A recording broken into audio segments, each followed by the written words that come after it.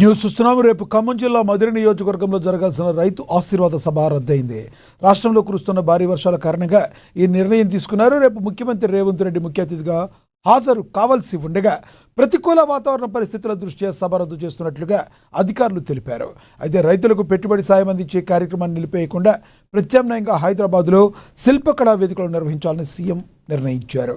ఈ సభను రైతు భరోసా పంపిణీ సదస్సుగా నిర్వహించనున్నట్లు పేర్కొంటూ దీనికి సంబంధించిన ఏర్పాట్లను తక్షణమే పూర్తి చేయాలని మంత్రులకు ఉన్నతాధికారులకు సీఎం రేవంత్ రెడ్డి ఆదేశాలు జారీ చేశారు.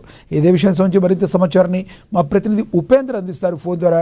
ఉపేందర్, చెప్పండి, కార్యక్రమం ఎక్కడ జరిగిందన్నది కాదు, కానీ ఎవరి కోసం సరైన సమయంలో జరుగుతుందా లేదా అన్నది ఇంపార్టెంట్గా, మరి అక్కడ నుంచి హైదరాబాద్కి షిఫ్ట్ చేయడం ద్వారా మరి అక్కడ ప్రజల యొక్క ఏమనుకుంటున్నారు, రైతులు ఏమనుకుంటున్నారు, దీనికి సంబంధించి మీ దగ్గర ఉన్న తాజా సమాచారం ఏంటి?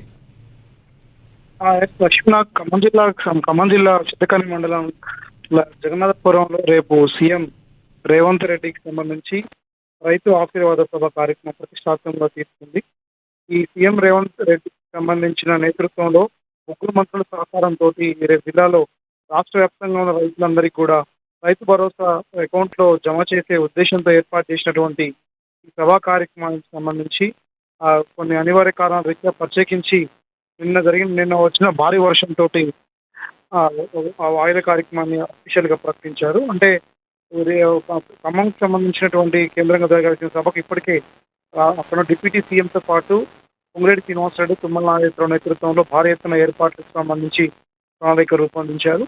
రైతులకు సంబంధించినటువంటి రైతు భరోసా కార్యక్రమం కొంత ఆలస్యమైనప్పటికీ రైతులందరికీ కూడా భరోసా కార్యక్రమం మొత్తం కూడా వేయాలని చెప్పేసిన కార్యక్రమంలో భాగంగా వాళ్ళు తీసుకున్న ప్రణాళిక కొంత ఆలస్యమై వర్షం కారణంగా వాయిదా పడిందని కూడా క్లియర్ గా అధికారులు ప్రకటించారు. అందుకు రేపు హైదరాబాద్కు సంబంధించి శిల్పారామ వేదికగా రాష్ట్ర వ్యాప్తంగా ఉన్నటువంటి రైతులందరికీ కూడా రైతు భరోసా అకౌంట్ లో జమ చేయాలని చెప్పేసి, సభ జరగకపోయినా సరే ఎట్టి పరిస్థితుల్లో రైతులకు ఏ ఒక్కరు కూడా అకౌంట్ లో డబ్బులు జమ కాకుండా ఉండవు అని చెప్పేసి కూడా ఇప్పటికే రాష్ట్ర వ్యవసాయ శాఖ మంత్రి తుమ్మల నాగేశ్వరరావు ప్రకటించారు. మొత్తానికి సంబంధించి ఖమ్మం జిల్లాలో అత్యంత ప్రతిష్టాత్మకంగా దాదాపు సీఎం విజిటింగ్ మాత్రమే జరిగింది, కానీ కొన్నాళ్ళ తర్వాత జరగాల్సినటువంటి ఈ సభా కార్యక్రమానికి సంబంధించి ప్రతిష్టాత్మకంగా తీసుకుంది.